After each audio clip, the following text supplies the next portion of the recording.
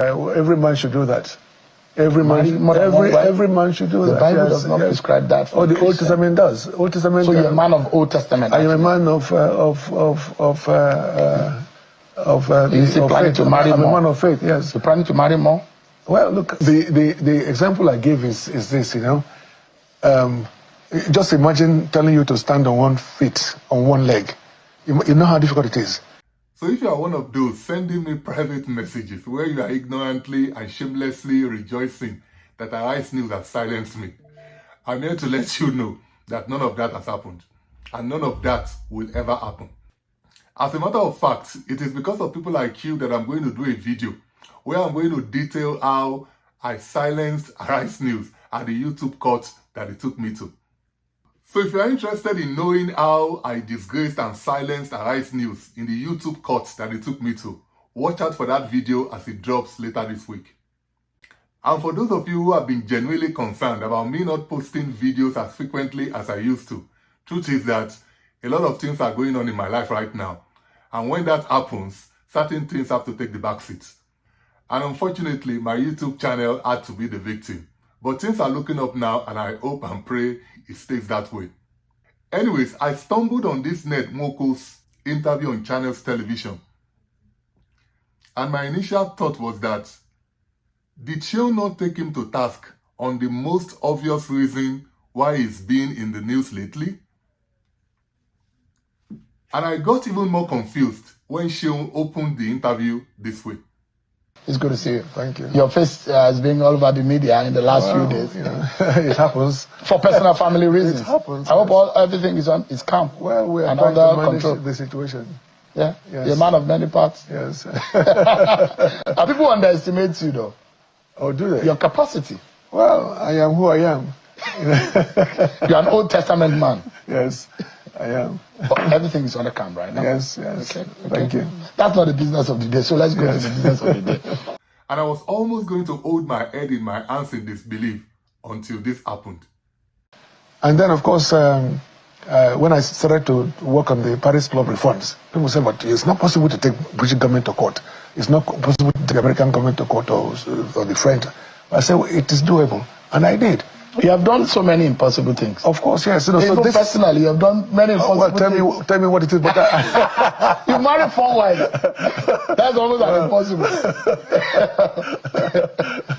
Isn't it?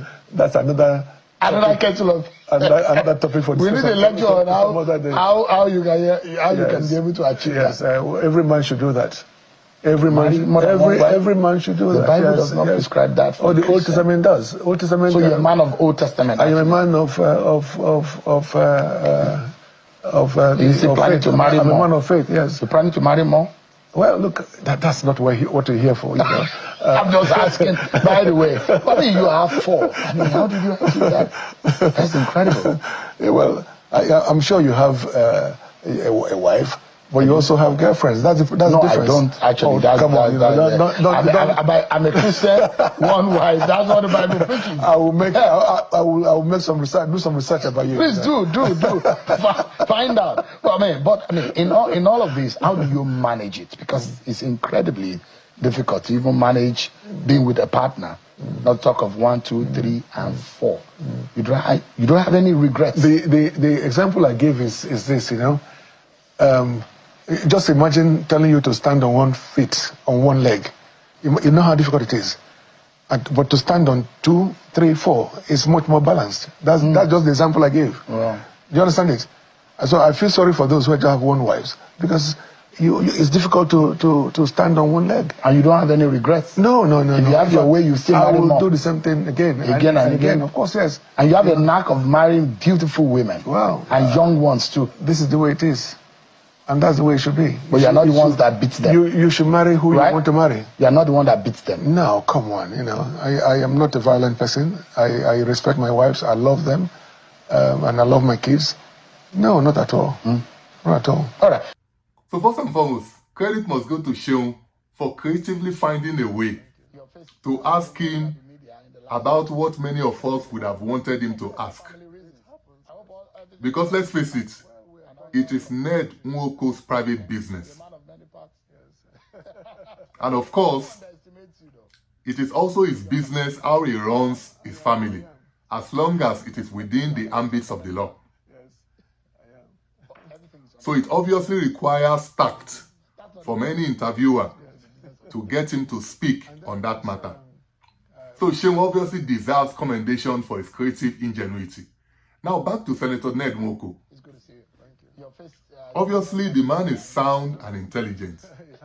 But to say on national television that he feels sorry for men with one wife is, in my opinion, very unfortunate. And it is, of course, a mockery of the marriage institution as prescribed by the Bible. I mean, it's okay for him to marry as many as he wants, but to essentially suggest that marrying one wife is not okay, I think it's really beneath the office that he occupies. And Senator Nwoke should remember that he's now a senator of the Federal Republic of Nigeria, and certain things he says could have an impact on many young people, especially young people in his constituency. Honestly, I feel sorry for women in his constituency and Nigerian women in general, who may be currently praying and hoping that their husbands will stay committed to their marriage vows.